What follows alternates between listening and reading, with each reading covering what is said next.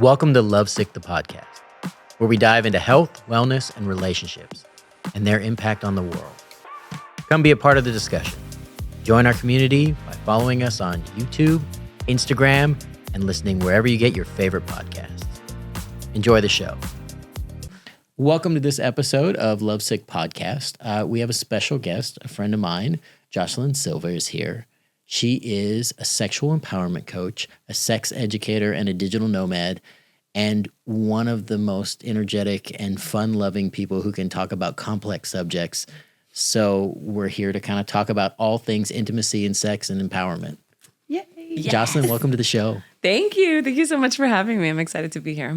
So, I mean, let's talk about sex, right? No, but let's talk about sex, baby. Yeah. First of all, how'd you get into this business? Because that's already a big question. Like, how do you tell your parents, like, hey, what do you want to do for a living? Sex. You know, like, so how did you get into this? Oh, yeah. Okay, that's a big question, loaded question. So start from the beginning. So I've always been a sexual person. I love sex. I've always, like, growing up, even like as an adolescent, I've always had like crushes on boys and have always just been like a sexually curious person, right? But I grew up in a very conservative Catholic household. My mom is from El Salvador, my dad's from Mexico. So I grew up I'm first generation in Los Angeles. And so I think that really impacted my relationship with my sexuality. I grew up with a lot of sexual shame. I grew up with a lot of confusion around my body and my sexual expression.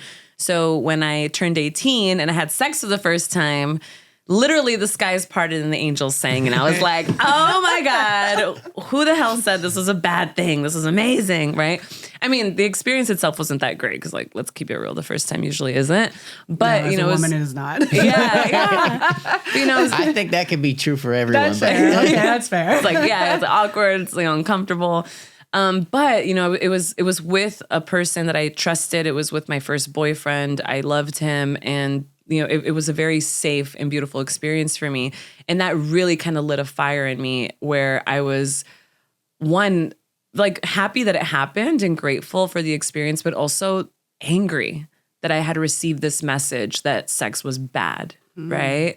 And so at that age, I was like, man, I want to learn everything I can about sex, you know? So I was also struggling with, like, my religious beliefs. Like, I don't want to be Catholic. Catholicism has, like, really, I think, fucked up my, again, relationship with sex and just, like, skewed my idea of what is right or wrong. So anyway, so after that, I, like, immersed myself into wanting to learn about, you know, sexual empowerment, women's rights, like women's empowerment. And so in college, one of my friends came up to me and said, hey, do you want to be a part of this collective called Coochie Los Angeles?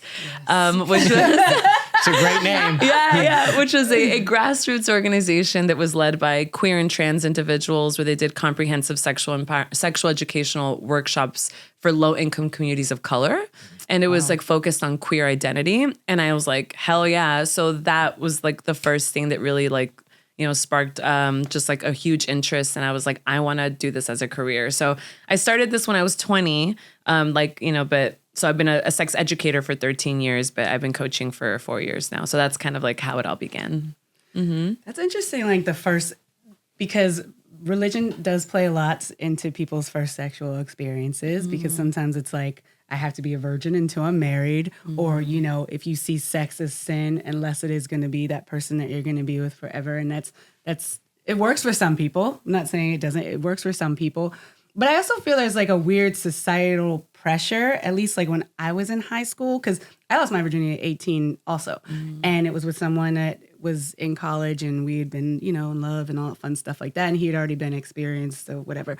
But I had friends who were like 14, 15. And for me personally, I think my mom was very good at being like, well, make sure you protect yourself if you're going to be doing this at this age. But I personally was like, I'm fine with waiting, because I've seen people also get pregnant, seen people also, you know, have bad experiences. And I was, in a weird way, a little bit afraid, just because I was like, even though I was empowered, I felt like very kind of afraid to do something like this very early on, because I've seen people just, get pregnant or STDs right away and stuff like that. So I was kind of like, well, maybe I should just wait anyway. And so I just think I think it's really awesome that you found the education side of it too, because I don't think let's face it, what'd you learn in sex ed in school? Very nothing. Probably more baggage Put a condom than on a good. banana. Yeah. No, I wish they taught me how to put a condom on a banana. I went to Catholic school. Oh yeah, you probably didn't. Our sex education was, let's look at all of the STDs that exist in the world and scare the shit out of you. Terrify you. And then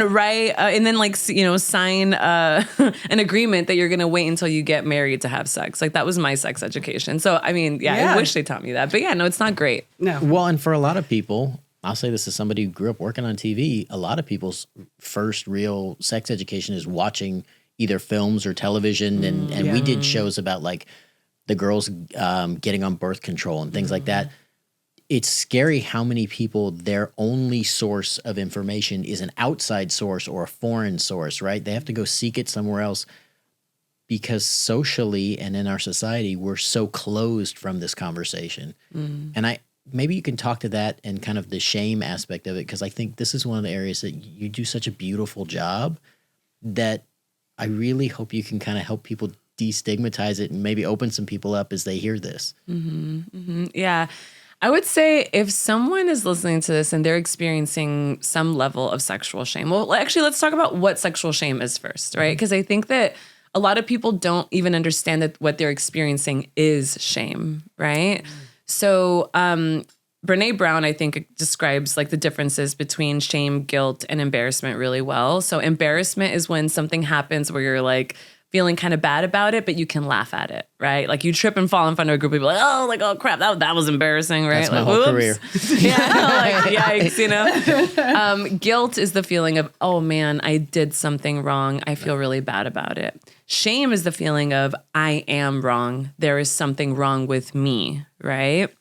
And so I think shame in some areas of life can be healthy, right? Like I think it's important to feel ashamed when you do something wrong, like tell a lie or steal, right? Or, just do something that is shameful. But when you bring shame into something like our sexual expression, that can really do a lot of harm for our self-esteem, right? Our confidence, our how we feel about ourselves. I mean, sex is what, in my opinion, the most vulnerable thing that we engage in as humans, right? Like it's a microcosm of all things human. We share our bodies with people, like naked bodies, but not only that, but we bring our emotions, right? We bring like our fears, our excitements, our love, it's just everything into those experiences. And so when you have something that's deeply vulnerable, that's laced with this idea of like, I am wrong, there is something wrong with me, it actually really stifles intimacy. It doesn't allow us to be intimate with ourselves. And because we can't go into a level of depth of intimacy with ourselves because of the shame that we feel, it then stifles our ability to be intimate with others, with our sexual partners, and in our romantic relationships. Because another aspect of shame is that shame thrives in secrecy, right? Oh, yeah. So if we are ashamed of something, we want to hide, we want to lie, we want to kind of like pretend it doesn't exist, right? And so if shame thrives in secrecy, and the more that we want to hide a piece of ourselves, right, the more we do that, the more we're stifling intimacy, because intimacy requires a certain level of authenticity and truth, right? Yeah. So that is, for me in my journey, that has been the biggest thing that I had to grapple with, right, is like understanding that in order for me to form intimate relationships, I have to be honest. But in order for me to be honest, I have to heal this shameful piece that I feel about my sexuality. So. Yeah, we have to be vulnerable. I mean, if you can't be vulnerable, then you can't really connect. And that's across the board in all relationships. So vulnerability, I think Brene Brown also uses that, like vulnerability is a superpower, right? I think there really is a power, but you have to be authentic in yourself and know. Also, when it comes to sex, I mean, the world has so many perspectives on it, but you as an individual get to choose. And are you choosing authentically for who you are and how you feel? Or are you choosing based on a set of principles or guidelines that somebody else forced on you? And are you living through shame of that? And does it cause you a lot of that causes you pain afterwards, and people blame themselves or judge themselves. And, I think it's a really important topic. It's one of the reasons why we wanted to have you here. Thank you. Yeah. It's funny. I actually just had an epiphany as you were talking, and now that I'm processing all of this. I think one of my biggest challenges in my romantic relationships has been authenticity, like showing up as my full authentic self. And as you were talking, what's coming up for me right now is kind of realizing that I had to hide so much of myself growing up, from my mother. And I still remember that she looked at me and she said, when you start having sex, please let me know. You can talk to me about these things. And I was like, oh man, okay, cool. So I was like, when I started having sex, I was like, hey, so start having sex with my partner. She gave me the silent treatment for a month. Oh, wow. And then she wrote me a letter. Oh my God, I'm going to cry. Sorry. I got emotional. I'm getting emotional. No, it's good. And then she wrote me a letter saying, I don't ever want to talk about this again. I don't agree with your life choices. I still love you, but we're never discussing this again. So at 18 years old, I received this message of okay, so if I do come to you with the truth, you're going to reject me for it. So I should just not speak truth then. I should just not be honest about these things, because the more honest I am, the more I'm going to be rejected for it, right? And I think that this is probably, I think this is a story that a lot of women in particular can relate to. And I'm just going to go ahead and say, especially women of color, because our cultures are so revolved around religion and what will people think.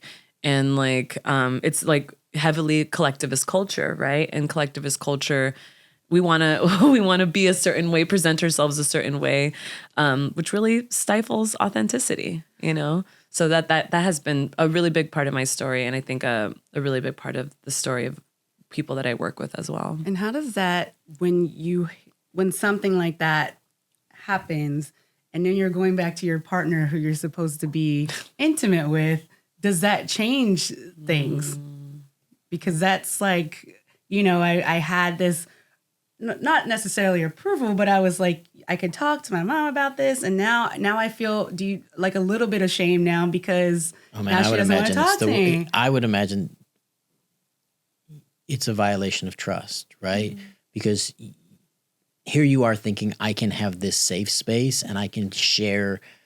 I've waited. That's the other part about sex. You have to wait till a certain point in your life for this, and you hear about it. And I also think women of color get hypersexualized in a lot of ways culturally. Yes, absolutely. And then it's very interesting because then culturally, they also there's this repression that happens in homes, which creates an even greater dynamic of shame and pressure. But I'm going to say as a parent, I didn't want to have sex conversations with my kids. But I'll tell you, I'll never forget, before my daughter went to college, we had to it was just the two of us. So I'm a dad raising a daughter who's about to go to college. I'm like, look, I don't want to have this conversation any more than you do. So I was kind of the opposite. Here we are. We're doing it. We're doing the thing, okay? Well, and what I said to her is, hopefully I did this right, and you can tell me. Because maybe I need to. Because maybe I have to call and apologize. You'll tell me, Jocelyn, because you're the expert. What I really said is, look, this is going to be probably as uncomfortable, or maybe even more so, because Dad does not want to think about any portion of this. But because I love you, we have to have this conversation. Right. And almost I tried to go the exact opposite of what your mom did.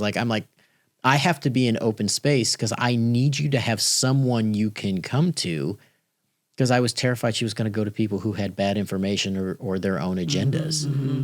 And so I tried to create a safe space, and it was pretty awkward because she's looking at me going, I don't really, I'm like, well, is your mom having this conversation? She's like, I haven't really talked to my mom, and she wasn't engaged in the same way. It's there's nothing more embarrassing than trying to have this conversation and and you and I, but you did. We did. And then we had to have an anatomy conversation and listen, as a guy, I'm not equipped to have this conversation from the best of my, with the best intentions. I'm not equipped to have. I want to be a fly on the wall for this conversation. I'm going to tell you, it was one of the most was one of the most awkward and embarrassing experiences, but it was also one of the most loving and empowering things. Right. And what I said to her is, if I love you, I'll have this conversation.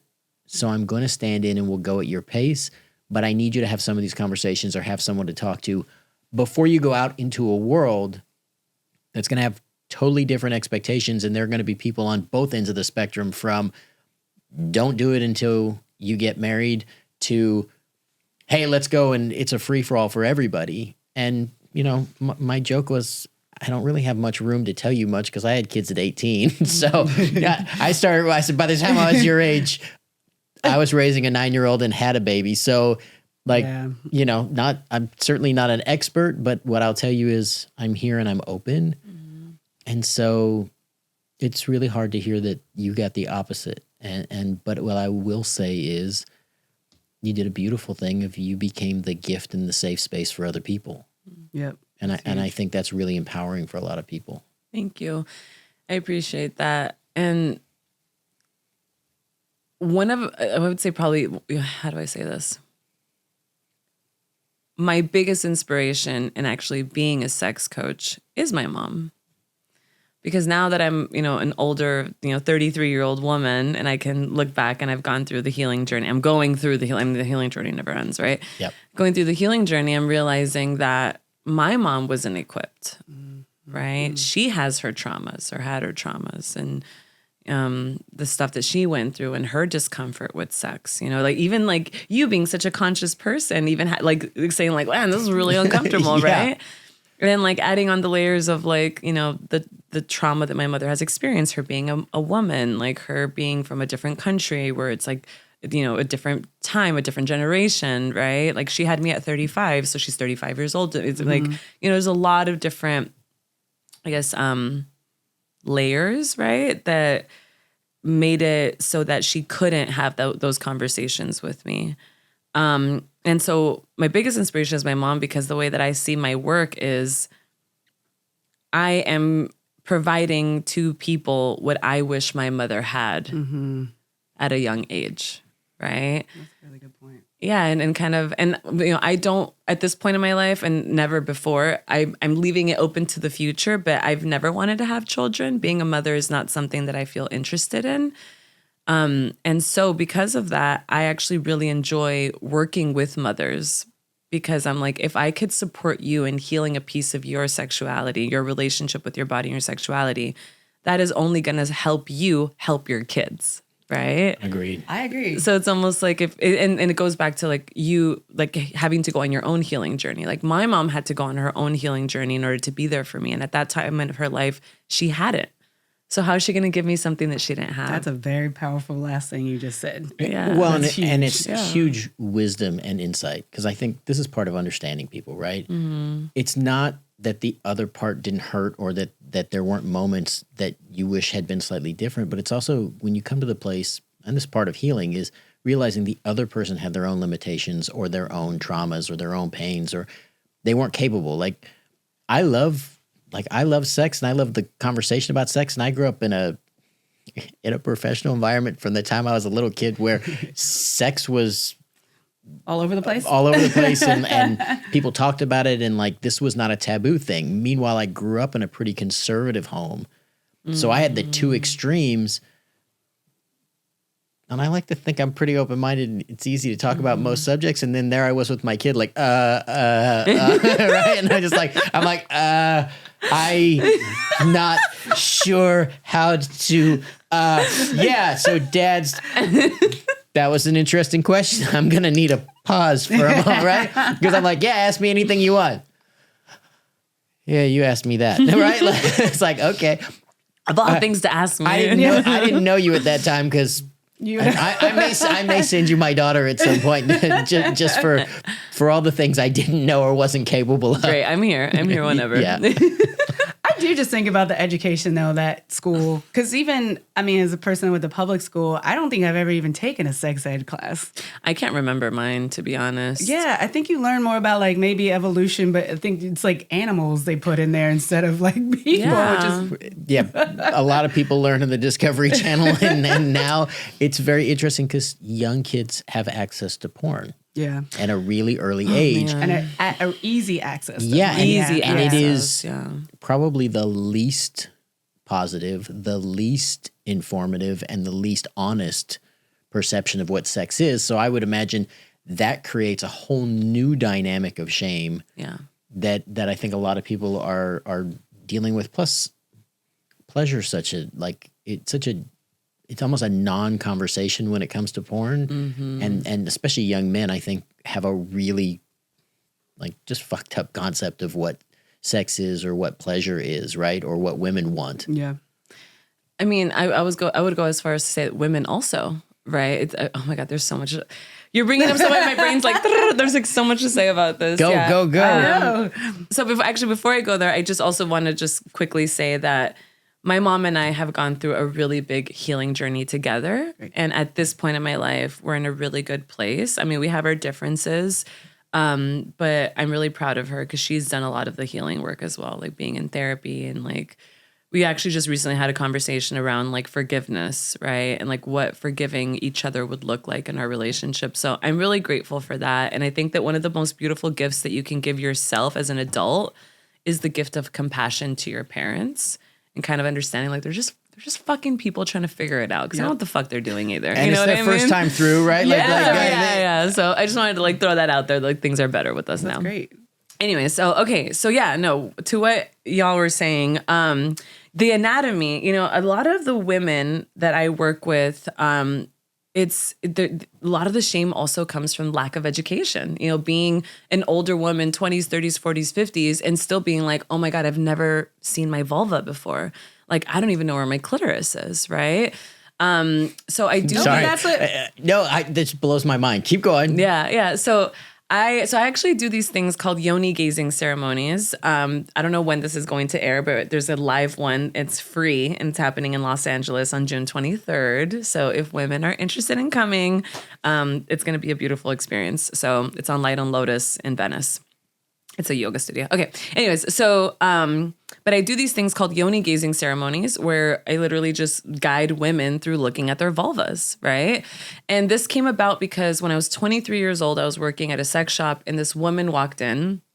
She couldn't have been younger than like 55. She was much older than me at the time, more than twice my age. And she was Spanish speaking and she was looking for something because she wanted to keep up with like her partner, right? She has like a new boyfriend. Oh, he has a high stamina and like I need to keep up with him. So I was like, okay, do you want to look at like toys? She goes, no, do you have like a lubricant? And I was thinking to myself, I'm like, okay, you want to keep up with him.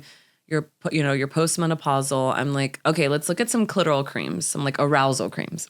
So I was like, so you put this on the clitoris, it heightened sensitivity. And she was looking at me like I was speaking, like she just was like, looked so confused looking at me. And I was like, do you have a question? I was like, you look a little confused. And she's like, well, what's that word you keep saying? She's like, what am I supposed to put this on?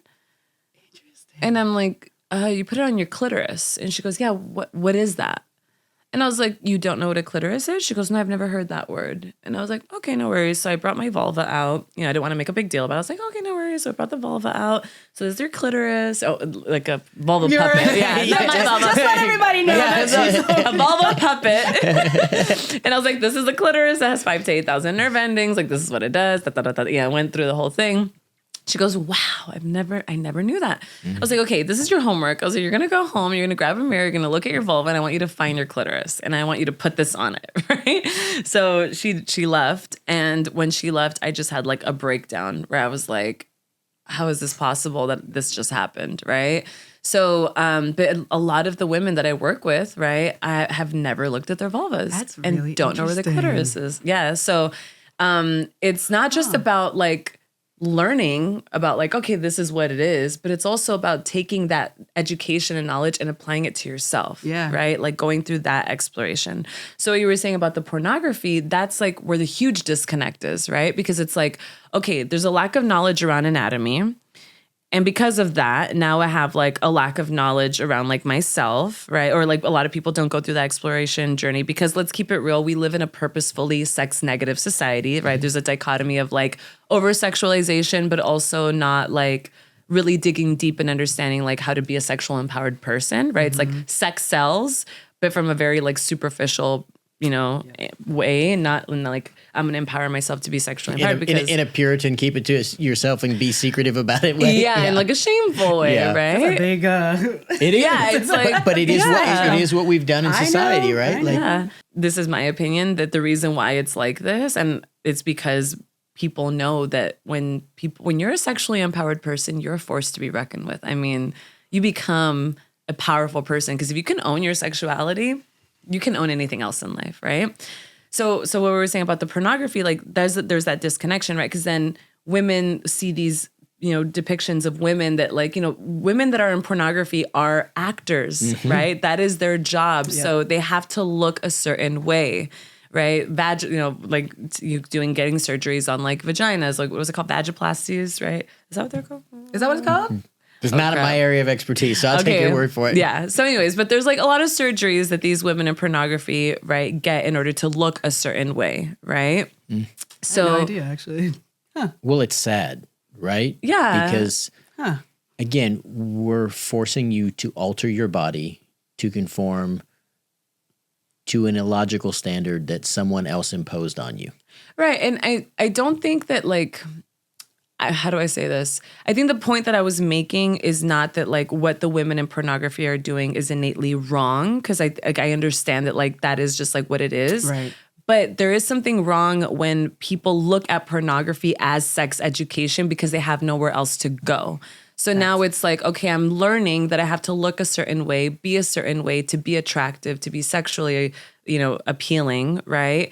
And then when they start to learn about their own bodies, they say, well, I don't look like that. So is there something wrong with me, right? Well, and a lot of it's degrading. And especially for women, a lot of it is degrading for women. I think the expectation is unreasonable. So again, if that's your frame of reference, then your expectation is almost set up in a negative connotation to begin with. And it's not designed for you to be empowered or enjoy. But I mean, how far back does that kind of go? Like you go back from like your dad's magazine, your grandpa's magazines in the garage, you know what I mean? Where it's like that image of like the woman and she's naked and, oh, this is what I should look like. I can't, I feel I have to have sex in the dark because I don't feel like empowered to show my body. And it's, I don't know. I feel like it's been that way for ever. Yeah, but I think that goes back to that dichotomy is we sell sex, of course, but then we shame it, and it's a secretive thing, and so it makes people very self-conscious. Your body is sharing your body, like you said before. Vulnerability is such a big, powerful thing, and exposing your body to someone, especially in a culture where we hide our bodies so much. I mean, there are other parts of the world where people don't worry about cellulite, or people don't worry about going topless on a beach, right? And I'm not advocating one way or the other. I'm saying all these things shape the way you look at bodies, the way you may hide yourself or your comfort in your own skin. I think that's a big part of what you do is you help people find themselves and find their comfort. Maybe for listeners, maybe you could explain more about what you kind of your coaching and your process, because I really want people to hear kind of the beautiful work you do. Thank you. Yeah. Well, I guess like in a nutshell, I help people have better sex. Right? Like, that's the clip. That's the clip. Yeah, there you go. Like that's pretty much what, in a nutshell, what I do.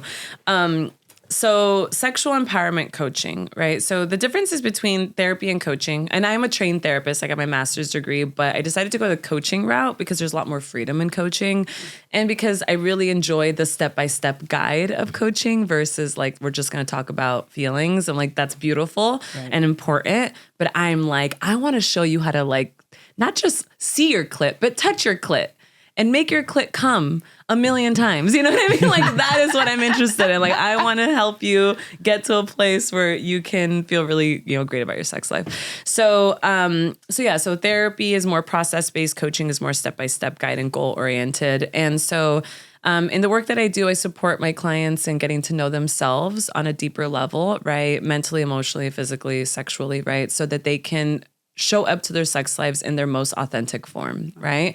And that depends on every client because everyone comes to me with like different problems, concerns, issues.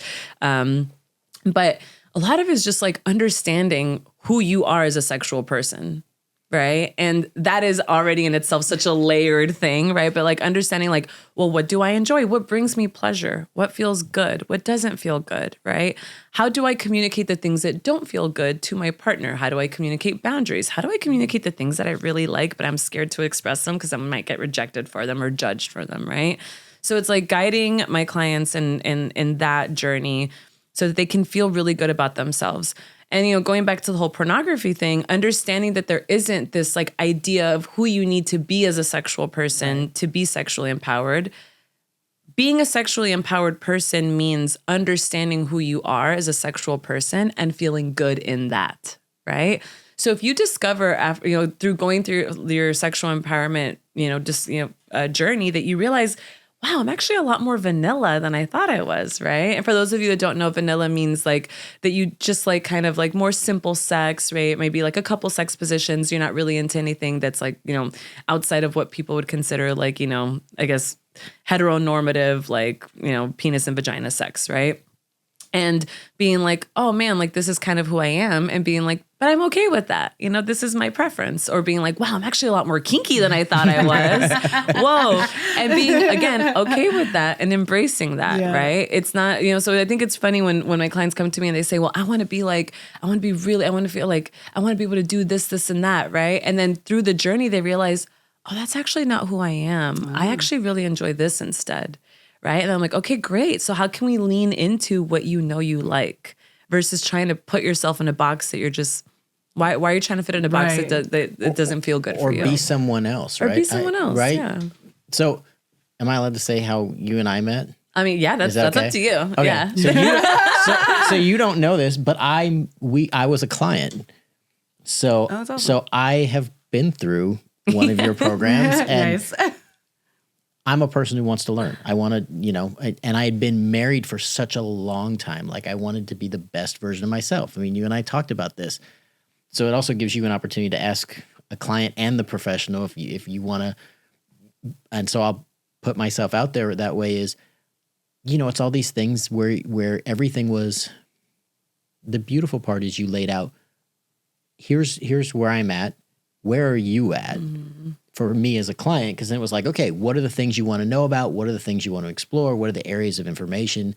Okay, let's find where your boundaries are. Let's find where your interests are. What are the things you have explored, want to explore? What are the things that make you say, oh, I'm interested in more of that, right? In a really safe environment. Mm-hmm. Jocelyn creates this really cool framework where it's not like, oh, I have to like, you don't have to jump off a cliff, but you also can get in the pool and decide how deep you want to go, right? Like, and then, you know, then she puts you in the ocean and you get to decide, you know, do you want to snorkel? Do you want to scuba dive? Do you want to do something crazy? That's on you, right? Like that's your experience. And that's so a really great way of describing it. Yeah, pretty much. And, yeah. I love that analogy. Yeah. Well, and so I hope people, if people find you, like maybe that's also, this is a good time for you to share.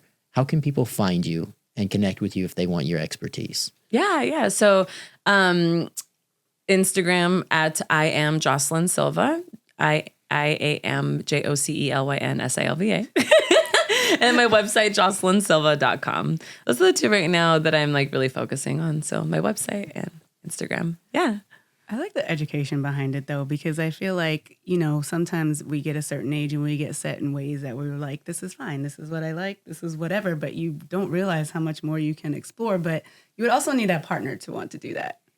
Yeah. Yeah. Let's talk about that. And also I'll say, even if you don't have a partner at the time, it's a great time to reevaluate yourself. Like I was married for 20 years. So there's that part of my life. Now I'm in the dating world, as Jocelyn was like, you need to get out there and date, and then like let's figure out what you. Good. Like, everybody hear that? Michael Fishman needs to get out there and date. So we're gonna. He is available and open. But yeah, speak to that.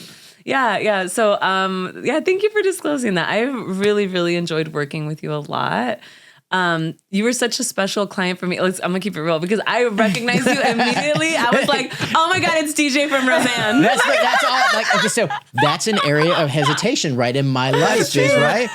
And you were so beautifully supportive and just wise, but open, because this is going to be an issue in my life, right? So you don't leave any of the elephants in the room in the corner where they can hide in shame. No. You open it, but you did it in such a safe way. So if anybody's listening and thinking about taking your services, I mean, that's one of the things I would recommend the most. Nice. Yeah.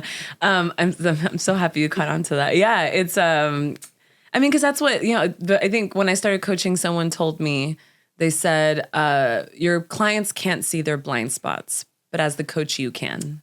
Oh, right. Yeah. And so it seemed like even when I get coached or when I'm in therapy, right, it's almost like there's pieces that I'm not seeing, right, that they can see, or the pieces that I could see that my clients can see.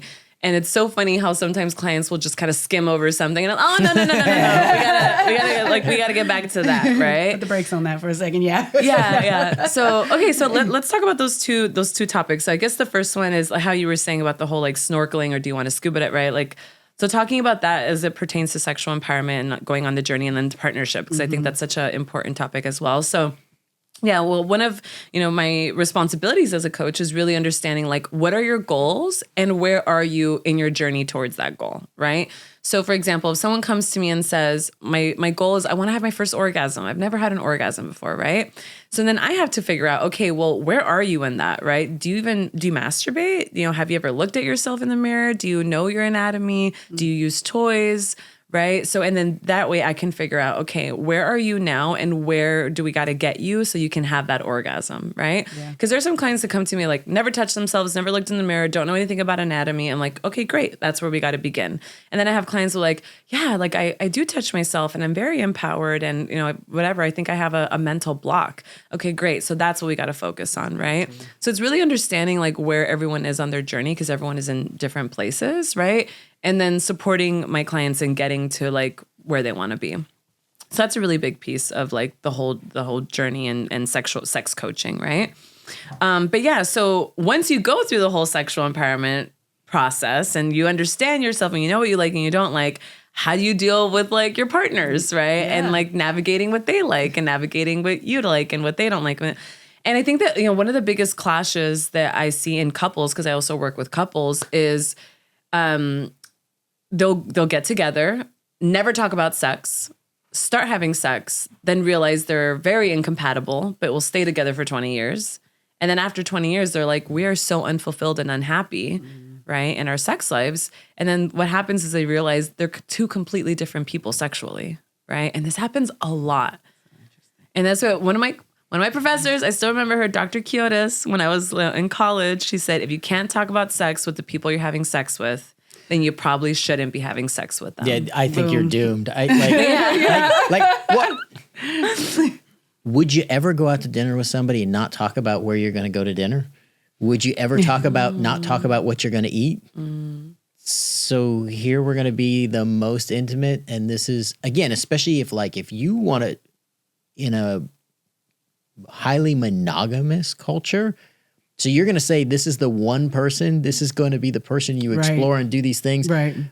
And then you can't have the conversation about what you want is like, that's like, you might walk into a restaurant that you don't even eat or you're allergic to, right? Like it could be horrible. Your analogies are amazing. Right? No, I mean, I know, right? It gives you like a real, and I also really enjoy the comparison of a restaurant and sex because it's true, right? Yeah. Like if you're not asking for the things again, the whole journey of sexual empowerment is, again, one, education, right? As you were saying, like the importance of education. And you laid out a way to find the menu is the way I'm going to say in that journey, right? Like if I'm trying to keep it like, right? So people have to know what they may want on the menu, what they may want to order, what they want to stay away from is just as important, right? Because if the other person's like, that's my favorite thing, or I've always dreamed of that, and the other person's like, oh my God, that's the most disgusting thing and turns me off. What turns you on and what turns you off? If those are incompatible, oof, you're in trouble. Keep going. Sorry. No. I mean, everything like you it said causes people to fake it too. That's a big. Look, that should be a universal rule. You should never fake it. Like, no, I know what people do sometimes. Yeah, but that's because I'm gonna say this as the guy at the table. That's because a lot of men are insecure, right? Especially going back to the porn thing. If your expectation is that they're supposed to yell, scream, and like that might not be their experience, right? Like, Swivel their heads around. right. Like, well, Daddy. Yeah. right, like all of that, right?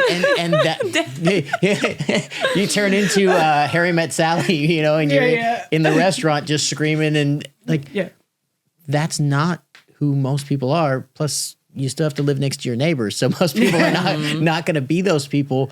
But if that's your expectation or that's your vision, and then you meet someone who maybe is very emotionally and internally connected and is more of an introvert who feels really deeply, and when they do orgasm, they might not be able to talk or express anything at that point. They may be actually in their highest state of joy, is literally silent and out of their own control, which would be a great.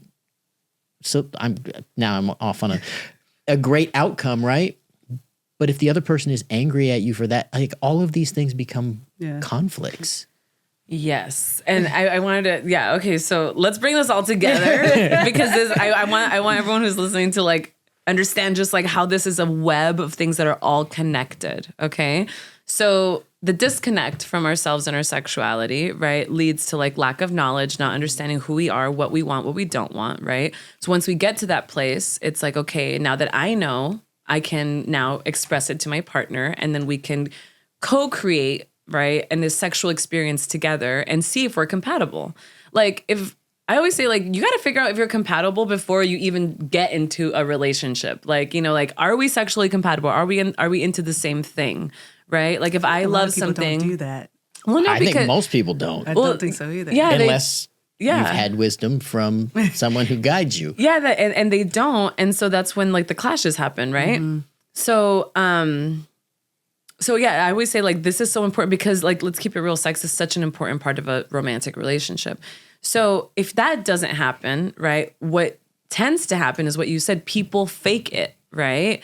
People will fake pleasure because they're trying to be performative, right? Or they think they're supposed to be a certain way, or, you know, there is a clash, so they want to like make their partner happy. So they take a more passive role, right? This is what happens when we don't go on the sexual empowerment journey or the sexual exploration journey. We don't know what we like. We don't know what is going on. We don't know what's up or down, right? We enter these sexual experiences and I'm like, well, this isn't really what I want. So I guess I'll just pretend that I'm enjoying this to make my partner happy. And now you're being inauthentic. And now that you're being inauthentic, you cannot create true intimacy with your partner, right? That's a good one. Yeah. So, and that is why the authenticity piece, the healing your shame piece, the sexual exploration journey is so important because it supports you in learning how to be more authentic. And the more authentic you can be, the more intimacy you can develop and create in your relationships and in yourself. Yeah, and if you have that intimacy and you're both enjoying it, you're much more likely to, like, you hear over marriages, especially men, complain about a decrease. But that's because you didn't create an environment. Or if you never took the time to have this conversation, why would someone want to perform for you forever in a way that they don't enjoy? And I think sometimes that's it, is we set up this dynamic right at the beginning, and then all of a sudden now you try to live that out. And the longer you live it out, that's where things like resentment comes in, frustration. And, you know, I also I hear men all the time complain, right? But I'm like, did you do a bunch of the things that are stressing her out to create space for you guys to be intimate? Did you take some of the pressure off? Did you not just try to go straight to the finish line? Like, did you spend some time and invest some time in maybe she's not ready today, but did you start with affection? It doesn't even have to necessarily be foreplay in the standard sexual sense of when's the last time you gave your partner a massage? When's the last time you just set up an environment or made the house clean, ready? And why don't you do some of the things that annoy her?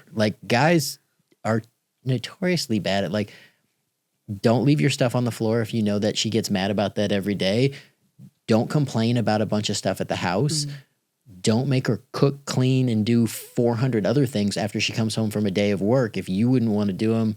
And then expect that she's going to come to you and just be the porn star all of a sudden. It's all of that is so illogical. And some of that, I think, is our society is we're a instant gratification click society too. And we're doing that in our relationships, and relationships aren't that way. You build intimacy, and sex is supposed to be crescendo on a connection together, right? Like it's supposed to be a shared journey that you take, but you can't take a shared journey if you can't talk about it, and you can't build an amazing experience if you don't know what you like, and then you don't know what they like, and then we don't know what we like. Yes. Mm-hmm. Well, I've learned a lot. Yeah. Listen. I've heard you say that in another podcast. Yeah. Because sometimes I come in, because sometimes, probably like some of your clients, sometimes I come in, I'm like, I already know, like, okay, yes, you're going to talk to me about, this and this. Okay. But then when I hear stuff like really deep, like especially from experts like you, I'm like, oh man. And then I just start thinking about my own life. Well, you know what's funny is, to what you were saying too, Michael, the answer is talk about it.